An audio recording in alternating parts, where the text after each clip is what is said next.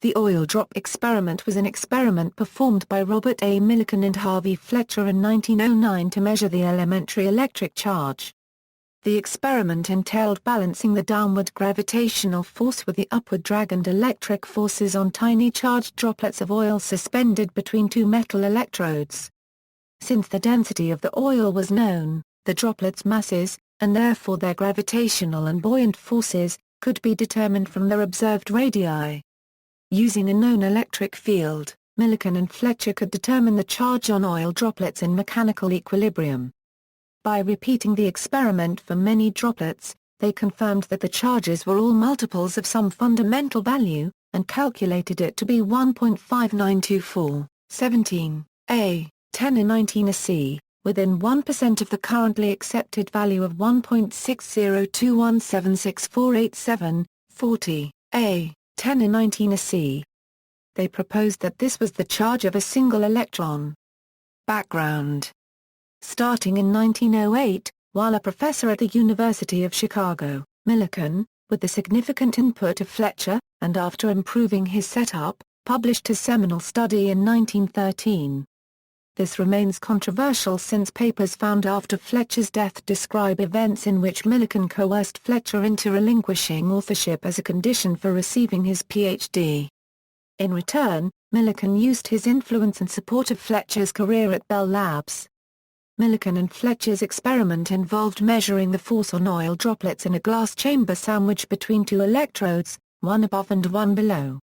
With the electrical field calculated, he could measure the droplet's charge, the charge on a single electron being. At the time of Millikan and Fletcher's oil drop experiments, the existence of subatomic particles was not universally accepted. Experimenting with cathode rays in 1897, J. Thomson had discovered negatively charged corpuscles, as he called them, with a mass about 1840 times smaller than that of a hydrogen atom. Similar results had been found by George Fitzgerald and Walter Kaufmann. Most of what was then known about electricity and magnetism, however, could be explained on the basis that charge is a continuous variable. In much the same way that many of the properties of light can be explained by treating it as a continuous wave rather than as a stream of photons. The elementary charge E is one of the fundamental physical constants and its accurate value is of great importance. In 1923, Millikan won the Nobel Prize in Physics, in part because of this experiment. Aside from the measurement, the beauty of the oil drop experiment is that it is a simple, elegant hands-on demonstration that charge is actually quantized. Thomas Edison, who had previously thought of charge as a continuous variable, became convinced after working with Millikan and Fletcher's apparatus. This experiment has since been repeated by generations of physics students, although it is rather expensive and difficult to do properly. In the last 2 decades, several computer-automated experiments have been conducted to search for isolated fractionally charged particles. So far, no evidence for fractional charge particles was found over more than 100 million drops measured. Experimental procedure, apparatus. Millikan unregistered trademark S and Fletcher's apparatus incorporated a parallel pair of horizontal metal plates. By applying a potential difference across the plates, a uniform electric field was created in the space between them. A ring of insulating material was used to hold the plates apart. 4 holes were cut into the ring, 3 for illumination by a bright light, and another to allow viewing through a microscope. A fine mist of oil droplets was sprayed into a chamber above the plates. The oil was of a type usually used in vacuum apparatus and was chosen because it had an extremely low vapor pressure. Ordinary oil would evaporate under the heat of the light source, causing the mass of the oil drop to change over the course of the experiment. Some oil drops became electrically charged through friction with the nozzle as they were sprayed. Alternatively, charging could be brought about by including an ionizing radiation source. The droplets entered the space between the plates and, because they were charged, it could be made to rise and fall by changing the voltage across the plates. Method. Initially the oil drops are allowed to fall between the plates with the electric field turned off. They very quickly reach a terminal velocity because of friction with the air in the chamber.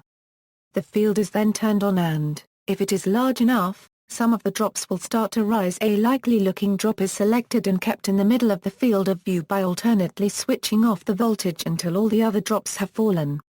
The experiment is then continued with this one drop. The drop is allowed to fall and its terminal velocity v1 in the absence of an electric field is calculated. The drag force acting on the drop can then be worked out using Stokes' law, where v1 is the terminal velocity of the falling drop, I is the viscosity of the air, and r is the radius of the drop. The weight w is the volume d multiplied by the density I and the acceleration due to gravity g. However, what is needed is the apparent weight. The apparent weight in air is the true weight minus the upthrust. For a perfectly spherical droplet, the apparent weight can be written as: at terminal velocity the oil drop is not accelerating. Therefore the total force acting on it must be zero and the two forces F and W must cancel one another out. This implies, once R is calculated, W can easily be worked out. Now the field is turned back on, and the electric force on the drop is, where Q is the charge on the oil drop and E is the electric field between the plates. For parallel plates, where V is the potential difference and D is the distance between the plates. One conceivable way to work out Q would be to adjust V until the oil drop remains steady. Then we could equate Fe with W. Also, determining Fe proves difficult because the mass of the oil drop is difficult to determine without reverting to the use of Stokes' law. A more practical approach is to turn V up slightly so that the oil drop rises with a new terminal velocity V2. Then, fraud allegations. There is some controversy raised by the historian Gerald Holton over the use of selectivity in the results of Millikan's second experiment measuring the electron charge. Holton pointed out that Millikan disregarded the data from a large set of the oil drops in his experiments without apparent reason. Alan Franklin, a former high-energy experimentalist and philosopher of science at the University of Colorado, has tried to rebut this point by Holton.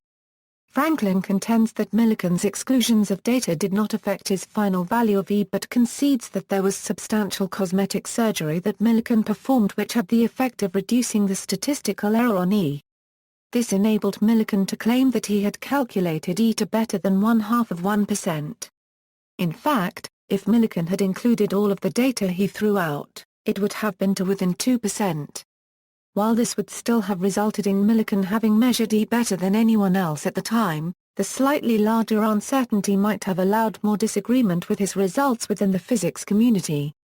David Goodstein counters that Millikan plainly states that he only included drops which had undergone a complete series of observations, and excluded no drops from this group.